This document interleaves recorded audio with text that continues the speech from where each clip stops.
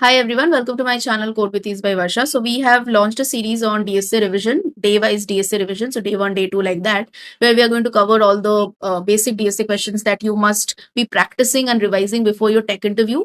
We know the pain of sitting with all the scattered away notes and Excel sheets and your questions. So just to do a more streamlined process of revision, we are trying to help you ourselves by doing the revision with you, along with you, so that you can help so that you can form the patterns in your brain and build a right thought process for solving a given question. So these are done in Java. So these are the Java code questions which we are going to revise. And mostly it is like we know that you have done the question before, maybe you know the question, but just before interview, if you can get a step-by-step detailed guide of how to approach the question, how to write the code, and the key things that you have to remember before going for an interview, I think that would help many of you. With that thought, let us begin the day 2 of DSA revision for interview.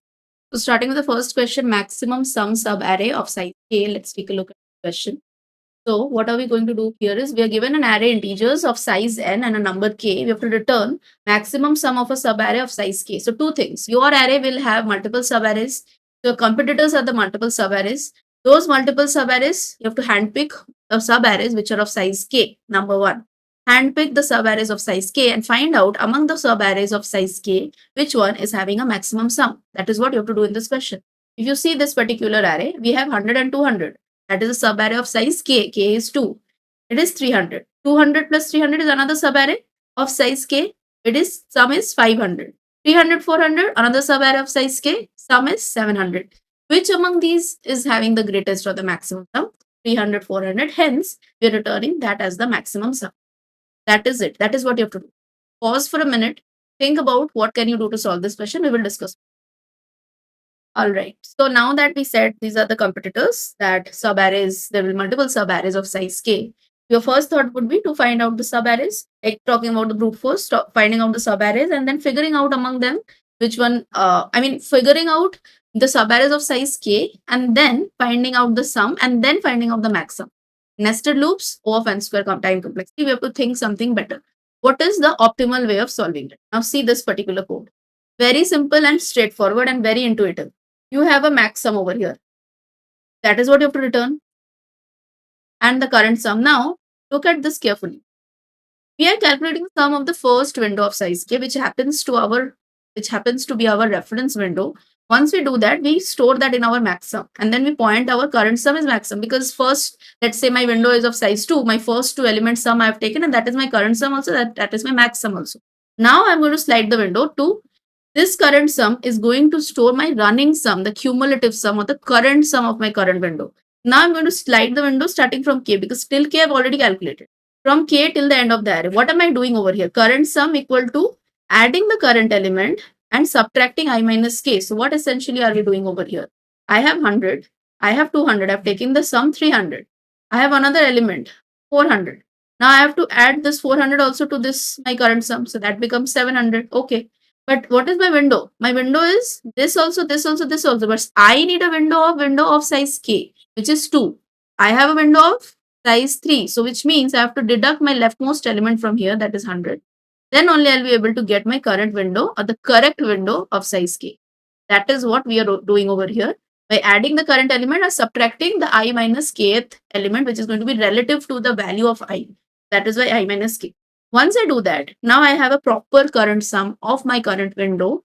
Now I can now I can get my max sum by comparing whether the sum I got now is greater or the max sum. Usual max sum calculation.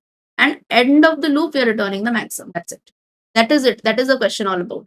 O of n time complexity, constant space. What are the things we did? Reference window we had taken, and make sure to our cumulative sum we are adding the numbers, the current element, and deducting or shrinking the leftmost element that we had on the left hand side by doing arr.get I minus k and capturing the max sum from that. That is it about this question. So our next question is contiguous array. So let's see the question for this.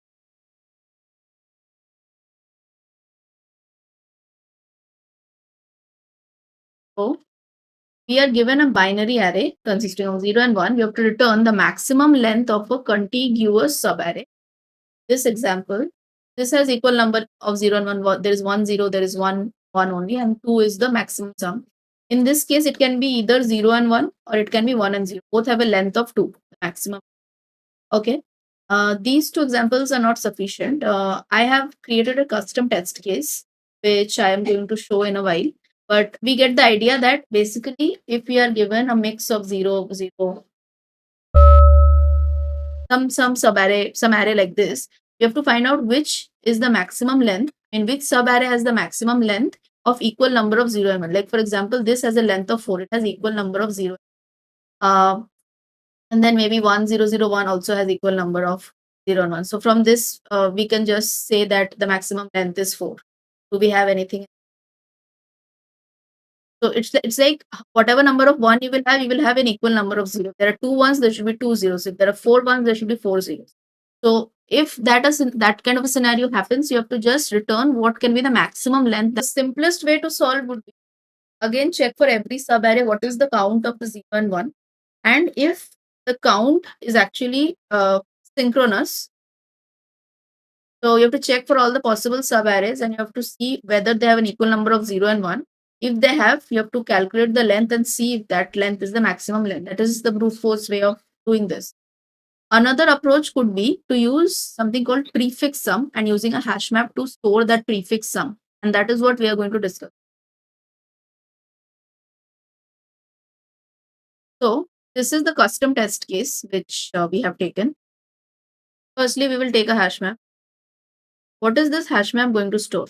This hash map is going to store two things. We have 0 and minus 1 guys to this. 0 is the sum and minus 1 is the index. So the key is the sum that you have encountered so far. And the second, the value is going to be the index that you have incurred so far. Like the sum which you have incurred and at what index you are at, like your current I. Now, why are we first, we have to understand what are we doing this 0 and minus 1, why are we pre-populating this? For the scenario, let's say you have 0 and 1. Like you have an array, you just have 0 and 1. So just imagine you are now at index 1. What happens is this 0 and 1 is also a subarray which has equal number of zeros and 1. Now, when we already have this, what is the thought process for us is whenever we will encounter a 0, we'll do sum minus 1. Whenever we will encounter a 1, we'll just do sum plus. So basically, it's like, let's say you have sum already 0. You encounter a 1, you increment your sum to 1. And then you encounter a 0, you decrement your sum to 0. So it's like, it is both of them are cancelling out, plus 1, minus 1. Whenever your sum becomes 0, which this means that you have now encountered equal number of zeros and 1. So now this particular scenario, something like that, okay, that you have equal number of zeros and 1 and your sum has become 0. So we check, does 0 exist in my hash map? And I know that in my hash map, 0 already exists as a, what is the index of that? The index is minus 1. I subtract I minus count map dot get. We'll come to this calculation again, but just to explain why we have written this line number 5. So we are at index 1. 1 minus minus 1 is going to be 2. So this is going to give me the length. The length of 2 is having, I mean, this array which is having a length of 2 is also having an equal number of 0 and 1. Although we may have other subarrays which will have equal number of 0 and 1, which may have a greater length than 2. But this is just for this kind of a scenario so that we don't miss out on these subarrays. Suppose the array has ended over here. We could have missed out on this scenario. That is why we are pre-initializing the map with 0 and minus 1 to counter for this situation. Next is we are traversing through the array as usual. And this line number 8 is going to do the same thing which I said for cancelling out. If it is equal to 1, I will just add 1 to it. So I'm using plus equal. Otherwise, I'm going to decrement minus 1. Then we are checking this contains key. So like I said, the hash maps key is going to be the sum that you have incurred so far. So I'm going to see that, okay, after doing this plus 1, minus 1 to my current count, is initially 0, have I reached a count which already is contained in my hash map? If it already contains in my hash map, I'm going to see whether my max length is get greater or this calculation where I'm checking my current index minus the previous index at which it was stored. So I encounter a sum. So let me just give you this particular test case example that it will go through this dry run so that we can understand the code better.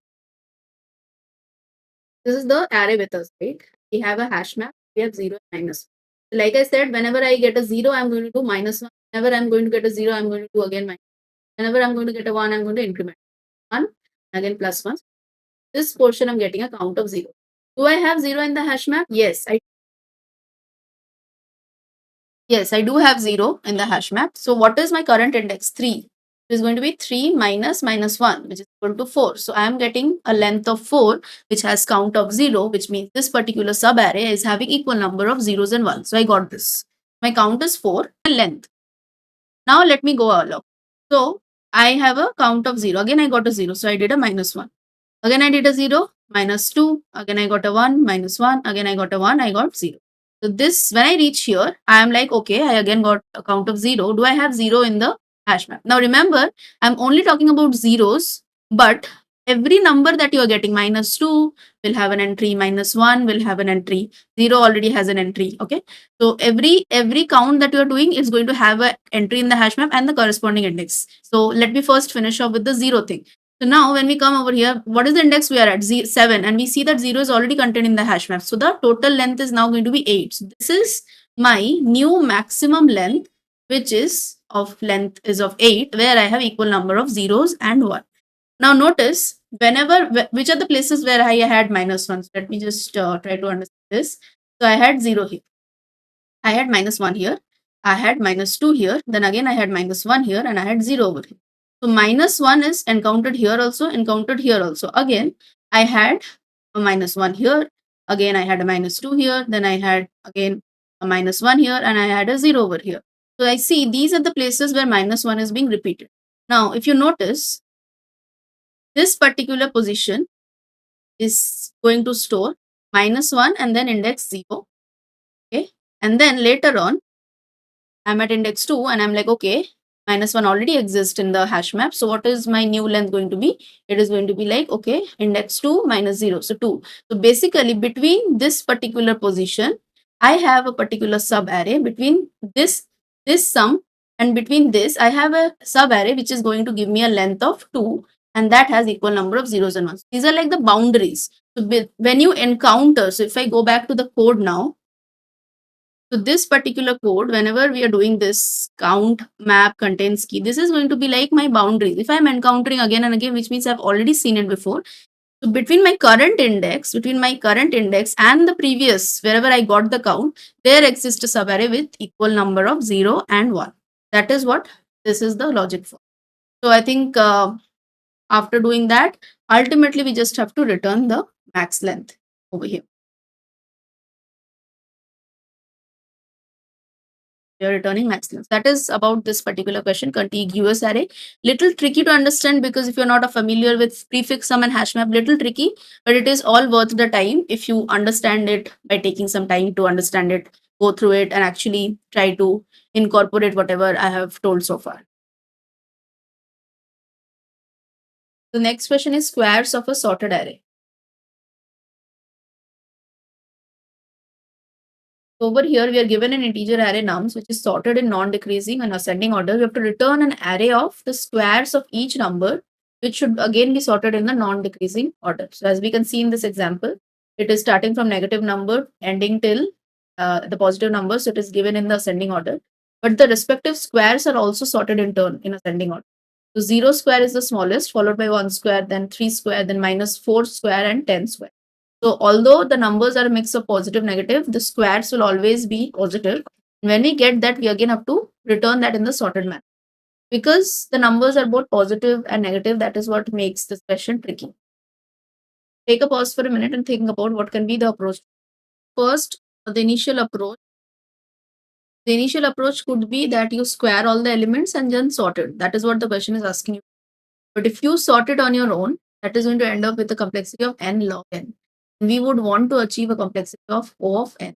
How can we do that? And that is where 2 pointers can come to our rescue. So these are the 2 pointers, P1 and P2. And one is at the start, another is at the end. We are going to start from backward.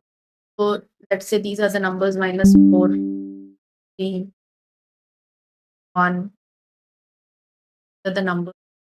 We are going to populate the new output array from the behind, the last array. We are going to compare the absolute values of P1 and P2. Why? Because we know that it is containing a mix of negative numbers. The last element of the array is always going to be the positive number. but we don't know what is the first element. Like -4 square is 16, 10 square is 100. So we know 10 square will be greater. But what if this was -14? Then -14 square would have been greater than 10 square.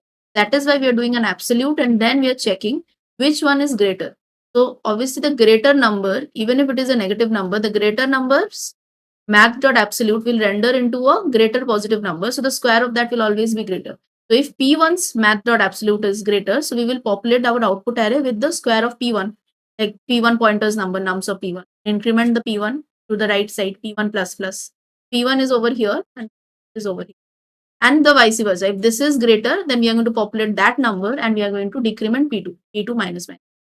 And finally, we have to just return the output array. That is the question. All you have to understand how to smartly use the 2 pointers. And the time complexity, since we're doing it in one traversal, starting from back, is going to give us a time complexity of O of n. Search in rotated sorted array.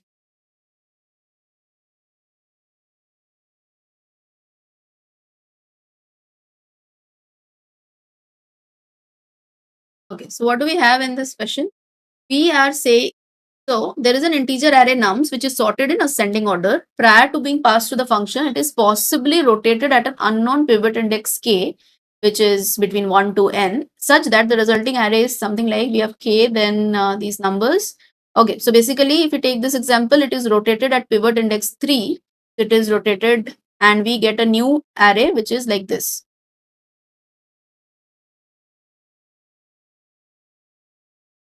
So if you are given such an rotated array and our target, you have to find out where is the index, like where does this target lies, and if it doesn't lie -1, write an algorithm in O of log n. So basically you have to do a binary search because with log n complexity, and you have to find, okay, so like you have to basically search for an element in the number in the nums array, but the array is given in a tricky way. It's not normally sorted. It is sorted, it is partially sorted, or maybe I will say it is not partially sorted, it is sorted in two different ways. So if you see this particular example, 4, 5, 6, 7, it is sorted in ascending, but again there is a break.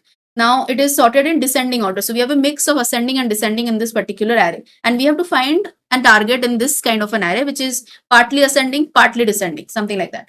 Now, how do we solve this? And if you do not find the target, you are going to return -1. So how do we solve this? So we have normally taken this portion of the code is very similar to what you may have found in normal binary search question. You do a while loop, find out the mid and check if it is equal to target, you return the mid. So much, so far is okay, like normal binary search code.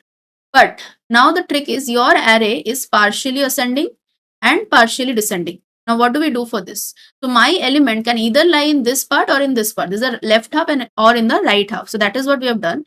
If my nums of low is less than equal to nums of mid, so if you again take this particular example, let's say my low is over here and mid is somewhere over here, which means I'm in this part of the array, in the left half. If nums of low is less than equal to nums of mid, then I have to check whether my target also remains. I have to check whether my target also lies in this ascending order. I mean, in the ascending part of this array. For that, I'm checking if my target is greater than equal to nums of low, less than nums of mid. So basically, I'm saying that whether if I am in this part of the array and I have to check whether my target is in left half or in the right half. If it is in the left half, okay, then what I have to do is my right pointer was over here. So if I already find my array, the target in the 4, 5, 6, 7 range, why will my right pointer be at the end? I'm going to pull my right pointer. So I'm going to do high equal to mid -1 and the vice versa. So either my target will be in 4, 5, 6, 7 range or it will be in the 70102, 70112 range. So if it is not here, it will be over here. So if it is in the later part, in the descending part, why will my low be at the front? My low should be pulled to the front. That is why low equal to mid +1. So the comparison is between low and where the low is, where the mid is. I mean the nums of low and the nums of mid. So this if has a counterpart over here. So either the first thing is either your low will be less than equal to mid. So your low will be somewhere over here. Your mid is somewhere over here. That is one possibility. And if it is, then you check whether your target is in the low to mid range. Or the possibility is that your low is not less than equal to mid, which is the opposite case, that you are in the descending part of the array. Then what you have to do the same thing. Now, if you are in the descending, you will check whether your target is over here. Earlier, we were checking if our target is over here. Same from mid to high in this range, we are going to check. If the target is between mid to high, what will my low do by being at the front? So I'm going to bring my low mid +1. Same if I am in this part of the array, my low and mid are in this part of the array, and my target is not even in the descending part of the array. What will I do over here? So I have to make sure my high is pulled to this part, pulled front. So that is why high equal to mid minus 1. So it's a very intuitive thing. You just have to understand. It's a very intuitive thing. You just have to understand that which part of the array you are in. And how do you know which part of the array you are in? By comparing your low and mid. So either you will be in 4, 5, 6, 7, like I said, or in 7, 0, 1, 2. Accordingly, you just shift your pointers. That is it. Ultimately, what are you going to return? That's the question. So what you need to return anyway, you have to return the index. What is going to be my resultant index? So it is always going to be mid. So I'm going to return an index, right? So whenever this kind of a thing matches that mid is equal to target, I'm going to return the mid. Otherwise, I'm going to return by default -1 because I didn't find the target. So the next question is minimum size subarray sum. So this is the question that we are given an array of positive integer nums and a positive integer target. Return the minimal length of a subarray whose sum is greater than or equal to target, and if there is no such subarray, return 0. So we have been doing something similar for quite some time. See, there are two objectives. You have to find a subarray whose sum is greater than or equal to target, number 1, and number 2, the length has to be the minimum among other subarrays who have the sum greater than or equal to target. Okay. Now, if you see this example, let's say we have this particular subarray 5, 6, 8. So this has a sum of 8, which is also greater than or equal to 7. But this has a length of 4. And 4 and 3 is another subarray, which is also giving me 7, which is also greater than or equal to 7. But the length is smaller. So I'm going to capture this particular subarray. And I'm going to mark the length of this particular subarray. So that is what you have to do. Something very similar we have done very recently. So you will be able to solve it. Take a pause, think about it for a moment, and then we will see the code.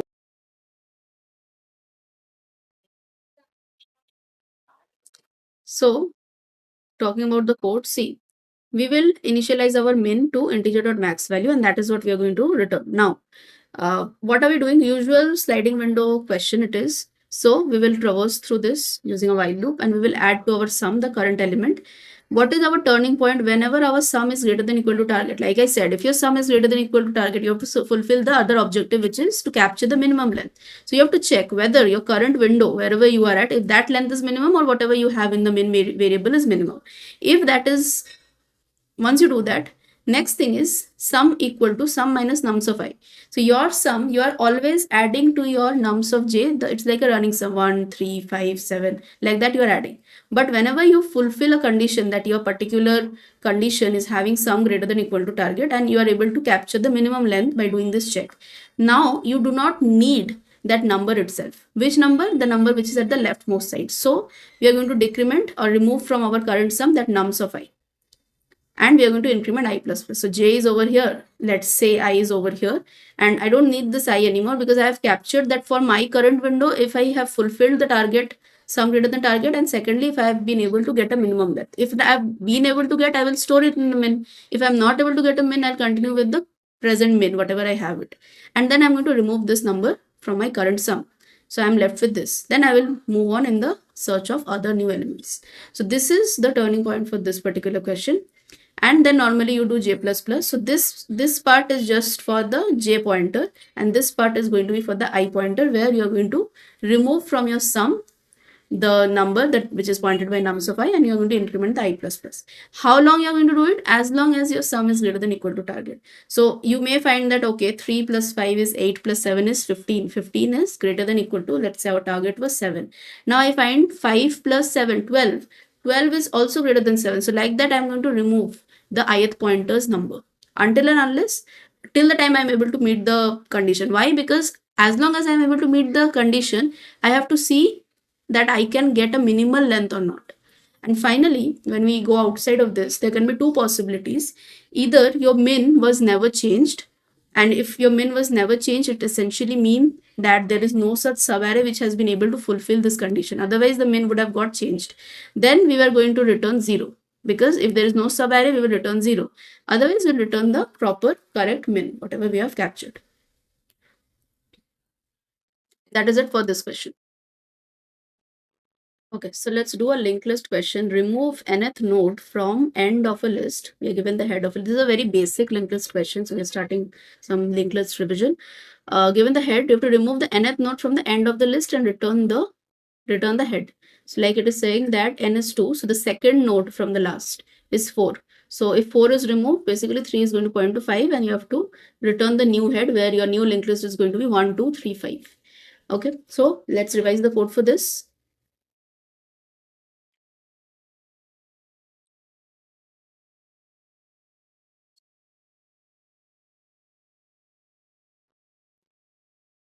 See, it could be, if you think of the brute force, it could be done in like you traverse to the list, find out which is the nth node, you again traverse to the list, you store that nth node and you try to remove it. But that would have been like you're doing it in 2 traversals. The optimal approach is, if you see this, can you do it in 1 pass, in single pass? So whenever we have to do it in single pass, then we have to use 2 pointers. So we are going to take 2 pointers over here also. Now, see, what are we going to do? Let me just give an example. Like we have 1, we have 2, we have 3, 4, and 5.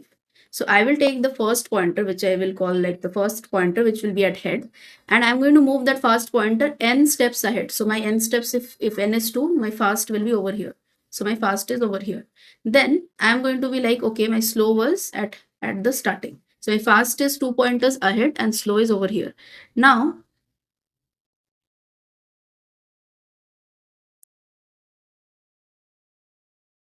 I'm going to do what? Now I'm going to be moving both the pointers at equal pace. So I'm going to be like until and unless fast dot next is null. So I will move slow over here, and then I'll put fast over here, then I'll put slow over here, then I'll put fast over here. Now next time when it runs, it will be like fast dot next, is it not equal to null? But fast dot next is actually equal to null. So it is going to come out of it. So now what it is going to do, it is going to be like slow dot next is equal to slow dot next is equal to slow dot next dot next. So slow dot next is 4, next dot next is 5. So 3 is now going to point to 5 because fast dot next is at equal to null. So basically the fast pointer has reached the end of the node, end of the linked list. So now slow is going to point to the next of the next. So in that way, we are able to remove the node number 4, which is the second node from there. So that is the code, and you just have to return the head. So you are doing 2 things. One is you're putting the fast pointer 2 steps ahead, or k steps ahead, n steps ahead. Sorry, it is like n steps ahead. And then you are traversing using the 2 pointers slow and fast at equal pace, one at a time, until your fast is not reaching the end of the linked list and you're returning head. So in that way, we have been able to do this in 1 pass instead of doing 2 traversals.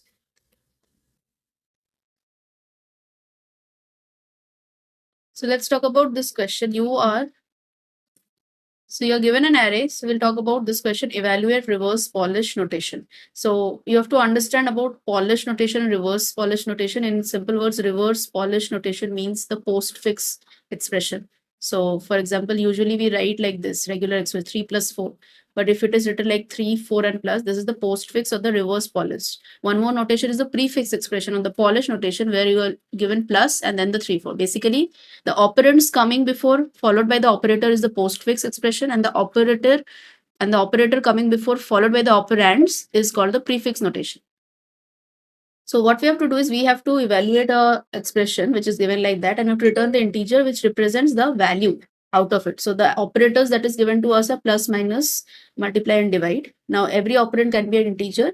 Division, if there is between two integers, it will truncate to 0. There is going to be no division by 0. And this is one example which is given. So you see 2 and 1 followed by plus, which means it is 2 plus 1. So 2 plus 1 is 3. Then we have 3 and a multiplication operator. So 3 into 3, which is going to give you 9. Code for solving this question, where we are going to use stack.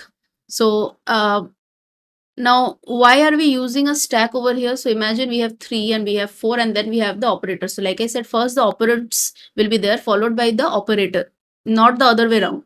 So we can just see that, okay, if I get a plus, I will try to pop from the stack the operands, and then I'm going to do the operation, whatever the operand is of, on these operands. So that is why stack is the ideal data structure for us. So since it is an array, so we are simply iterating over all the tokens, and we are doing this check. What is the type of operand? Whether it is a plus, minus, equal to a multiplication or a divide or division operator, whichever it is. Based on that, what we are going to do? We are going to pop from the stack the operands, which we are calling B array, and we are going to perform a operation based on the operator which is given to us as part of a switch case. Now, once we do that operation, we will get some result out of it. Whatever result we are going to get out of it, we are going to push it into the stack. So that is it.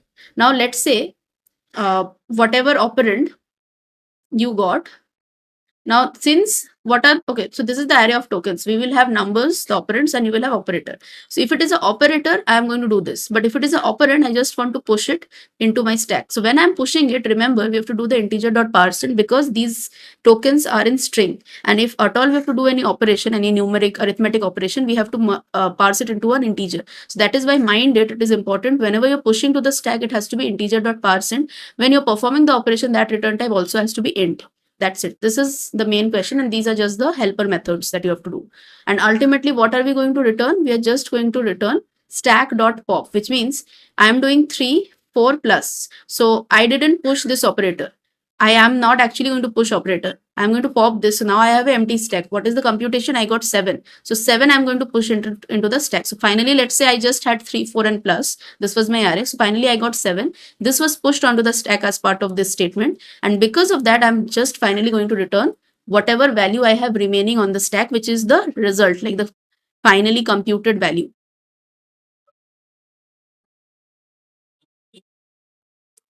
So next question is group anagrams. So we are given an array of strings. We have to group the anagrams together. Now, if you're not sure of what anagrams are, first let us then talk about this particular question, which is called valid anagram, just to give a context of what anagrams are and how to detect an anagram. Then only we will be able to understand how to group the anagrams. In simple words, it is like the jumbled up letters of the same, like two strings are called anagrams if you jumble up the letters. So two strings are called anagrams. If you rearrange the letter, you will get the same word. So there can be multiple examples like this. I think below is a word. If you rearrange it, you will get elbow. These two are also anagrams. So if you have to detect if any two strings are anagrams, what is the code that you have to write to do that? So let's see that first. So I have got two codes. So one is if they're of the different length, first shot they're not anagrams because if they have to be, it has to be of the same length. Second is you try to sort it based on the characters. We convert it into character array and we sort it and we use the arrays.equals. So this is going to take a n log n time complexity because we are sorting the character array. But if you don't want to do that, you can also use by using some extra space by using a hash map and keeping a track of the frequency. So for an example, if I take the example of, I'm taking the example of car and arc. Okay, so these two are anagrams. So I'll keep a track in my hash map. C has occurred one time, A has occurred one time, R has occurred one time. So I'm keeping a track of the first word and then I'm updating the character frequency. So as we are doing, and it is like, okay, whenever I'm finding a matching character, I'm going to cancel it out. Did I find a C? I'm going to decrement it. Did I find a? I'm going to decrement. The moment I see that the frequency is becoming a -1, which means let's say the word was ARCC. So I found a C, I cancelled away, again found a C, I had to again cancel it out. So this became -1, which means these two are not anagrams. Say if it was like CRP and we had ARCC. Now, then it would have been like, okay, I am having one character which is exceeding over here. It is occurring 2 times, whereas C is occurring 1 time. So even though the length were same, but these two are not anagrams. So this is that scenario. Then you are going to return false. So these are the two ways in which you first detect if it is an anagram or not. I'm just going to clean this up so that you can see the code for this. So now we understood what are anagrams. Next question is talking about how can we group the anagrams. So coming back to this question on, now we have to group the anagrams. So what we have to do is, as you can see in this is also having an array of strings. We have to group it, which means if you see this particular word eat has its own anagrams. Eat, ate and tea. These three are the anagrams because if you shuffle the letters, it is going to be the same. Again, NAT, NAT and TAN are again anagrams and BAT is a separate word. So we have to group all the anagrams. So it is going to be like a list of list. And that is what we have to return by grouping it. So how can we do this? What are the edge cases? If it is empty, you're going to be anyway returning it empty. And if there's only one word, you're going to return it one word. So what is the code for this? Let's see the code for this. It's a very simple code. All you have to do is you have to understand how to play with hash map. Now, as I said, we have to return a list within a list. So what are we going to track essentially? Like I gave the example, ate, eat, and tea.